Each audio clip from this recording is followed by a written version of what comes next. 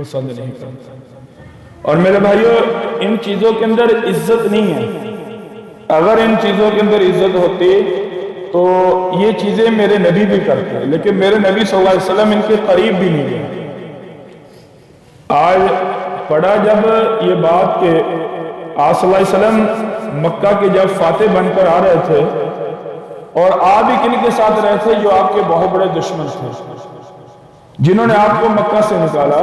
حضرت بلال کو مکہ کی گلیوں میں گھسیٹا اور آپ پہ آوازیں کسی، آپ کو مجنوں کہا، آپ کی کتاب کا قرآن کا انکار کیا، اس کو شیر کہا، اور پتہ نہیں کون کون سے غریبی کے علامے دیے، اور یہ بھی کہا کہ اپنے ماں باپ کو چھوڑ دیا، یعنی اپنے خاندان کے دین کو چھوڑ دیا، بڑی آوازیں کسی، اور آپ صلی اللہ علیہ وسلم کی ستائے ہوئے مکہ چھوڑ کر مدینہ چلے گئے۔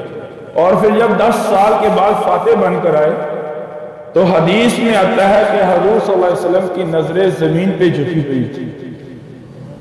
یعنی آپ صلی اللہ علیہ وسلم کا طرز زندگی یہ ہے کہ آپ فاتح بن کر آ رہے ہیں، اور آپ صلی اللہ علیہ وسلم تلوار، یعنی لوگوں صحابہ کو اللہ نے فتح کی خوشخبری سنا دی، اور وہ لوگ کانپ رہے ہیں اور بھاگ رہے ہیں وہاں سے، پتہ نہیں آج کیا ہوگا، آج ہمارے ساتھ کیا معاملہ کیا جائے گا۔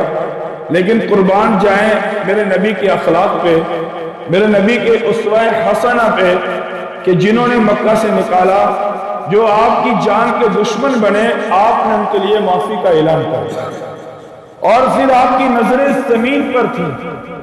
فرمایا کہ آپ صلی اللہ علیہ وسلم نے اپنے آپ کو نیچے کیے ہوئے تھا، اور جب آپ مکہ میں داخل ہو رہے تھے ایسے تھا جیسے آپ کی گردن کے اوپر کوئی چیز رکھی ہوئی ہے۔ اور یہ میرے نبی صلی اللہ علیہ وسلم کی سنت یہ عمل ہے کہ جب وہ زمین پہ چلتے ہیں نرمی کے ساتھ چلتے ہیں، یہ اللہ کے نیک بندوں کی نشانیاں ہوتی ہیں، اور وہ اپنے آپ کو بڑا بنانے کی کوشش نہیں کرتے، وہ اپنے آپ کو لوگوں سے کوئی علیحدہ، یعنی اپنے آپ کو بنانے کی کوشش نہیں کرتے۔ یہ اللہ کے نیک بندے اور محبوب بندوں کی نشانیاں ہوتی ہیں۔ کوئی بھی کام ہوا اجتماعی کام ہے، میرے نبی اس اجتماعی کام میں پہلے نمبر پر ہوتے تھے۔ وزنی کام آپ صلی اللہ علیہ وسلم، یعنی غزوہ خندق کو نکالا جا رہا ہے، اور آپ صلی اللہ علیہ وسلم خود اس کام کے اندر شریک ہیں، جیسے دوسرے لوگ مٹی اٹھا رہے ہیں آپ بھی اٹھا رہے ہیں، اور آپ نے اپنے آپ کو علیحدہ نہیں جانا، اپنے آپ کو علیحدہ نہیں سمجھا، عام لوگوں کے اندر اپنے آپ کو رکھا۔ جب کھانے کی باری تقسیم ہوتی، کوئی چیز تقسیم ہوتی، جیسے عام لوگوں کو وہ چیزیں ملتی تھی، اسی طرح آپ صلی اللہ علیہ وسلم بھی اسی طریقے سے لیتے تھے کہ آپ صلی اللہ علیہ وسلم اپنے آپ کو وہاں بھی بڑا پیش نہیں کرتے۔ فرمایا کہ ایک انسان یعنی 10 لوگوں میں اپنے آپ کو بڑا سمجھتا ہے، اور وہ کہتا ہے کہ میں ان سے اعلیٰ ہوں، مال کے لحاظ سے بھی، علم کے لحاظ سے بھی، اور اسی طرح سے عزت کے لحاظ سے بھی، عظمت کے لحاظ سے بھی۔ فرمایا کہ یہ اس کا اپنے آپ کو بڑا سمجھنا، بڑا جاننا، یہ اس کے جہنم میں جانے کی نشانی ہے، اور اللہ کو یہ پسند نہیں۔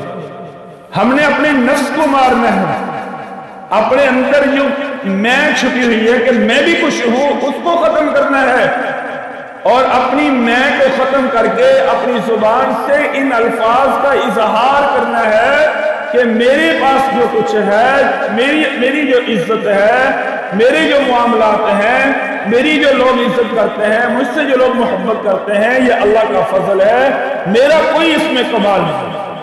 اور یہی انسان کی سب سے بڑی خوبی ہے، اور اسی خوبی کو میرا اللہ تعالیٰ پسند فرماتے ہیں۔ سأصرف عن آیاتی الذین یتکبرون فی الارض بغیر الحق۔ ایک صحابی نے کہا کہ یا رسول اللہ صلی اللہ علیہ وسلم تکبر ہے کیا؟ کیا اچھے کپڑے پہننا تکبر ہے؟ فرمایا نہیں۔ اچھی سواری رکھنا تکبر ہے؟ فرمایا نہیں۔ اچھا گھر میں رہنا یہ تکبر ہے؟ فرمایا نہیں، یہ تکبر نہیں ہے۔ پھر صحابہ نے پوچھا یا رسول اللہ صلی اللہ علیہ وسلم تکبر ہے کیا؟ فرمایا کہ حق کو چھوڑنا اور لوگوں کو حقیر جاننا اصل تکبر ہے۔ ایک انسان کسی کی برائی بیان کر رہا ہے، کسی کو ذلیل بیان کرنے کی کوشش کر رہا ہے، اور دوسرا اس انسان کو یہ بات کہہ دے کہ یار جانے دو، چھوڑو، اور پھر وہ اس کو آگے سے دلیلیں دینا شروع کر دے، اصل تکبر ہے۔ ہم غلط ہیں اور اللہ کا قرآن ہمیں کہہ رہا ہے کہ یہ کام تمہیں نہیں کرنا چاہیے، ہمیں اس سے واپس آ جانا چاہیے۔ حضور صلی اللہ علیہ وسلم کی حدیث میں آ رہا ہے کہ یہ کام تمہیں نہیں کرنا چاہیے، ہمیں اس سے واپس لوٹنا چاہیے۔ ہمیں اللہ کی قرآن اور حدیث سے نہیں ٹکرانا چاہیے، بلکہ اس سے اپنے آپ کو پیچھے کر لینا چاہیے اور توبہ کر لینی چاہیے۔ جس انسان کے اندر یہ خوبی ہے گویا کہ وہ تکبر سے بری ہے۔ اور اگر انسان حق کو چھپاتا ہے، حق کو نہیں مانتا اور لوگوں کو حقیر جانتا ہے، فرمایا کہ یہ تکبر کے اندر مبتلا ہے۔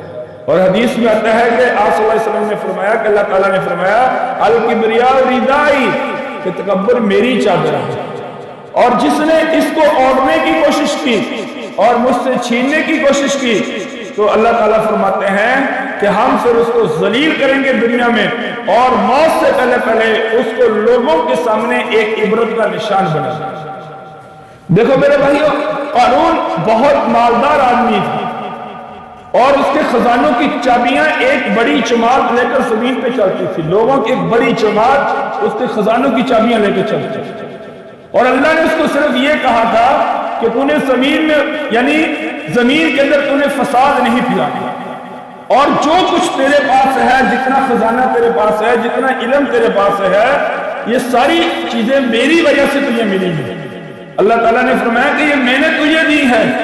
وہ آگے سے قرآن کے اندر یہ 20ویں پارے کے اندر یہ واقعہ آتا ہے، وہ آگے سے کہنے لگا قال انما اوتیتہ علی علم عندی، یہ تو میرے علم کا کمال تھا، یہ تو میری تجارت کا کمال تھا، یہ تو میری عقل کی وجہ سے مجھے یہ دولت ملی ہے، یہ تو میری عقل کی وجہ سے مجھے یہ مال ملا ہے، اس کے اندر تو میرا اپنا کمال ہے۔ تو یہی لفظ اللہ کو پسند نہیں ہے۔ ایک دن بازار میں نکلنے لگا اور بڑے بہترین لباس پہنا ہوا ہے اور بال الٹے جو ہے کنگے کیے ہوئے ہیں، اور بازار میں اکڑ کر چل رہا ہے، اور بازار کے لوگ اس کو دیکھ کر کہہ رہے ہیں کہ کاش کہ ہمارے پاس بھی یہ دولت ہوتی، ہمیں بھی یہ چیزیں مل جاتی، یہ شان و شوکت ہمیں بھی مل جاتی، لیکن وہ بدبخت ٹھہرا، اللہ کے نبی کی تابعداری نہیں کی، اللہ کے نبی کے مقابلے میں آ گیا کہ سب سے زیادہ زکات دینے والا میں ہوں، موسیٰ تو کون ہوتا ہے؟ تجھے تیرے پاس تیرے بھائی کے پاس سرداری کیسے آ سکتی ہے جب میں مالدار ہوں؟ سرداری میرے پاس آئی۔ اور ایک عورت کو حضرت موسیٰ کے اوپر بہتان لگوایا۔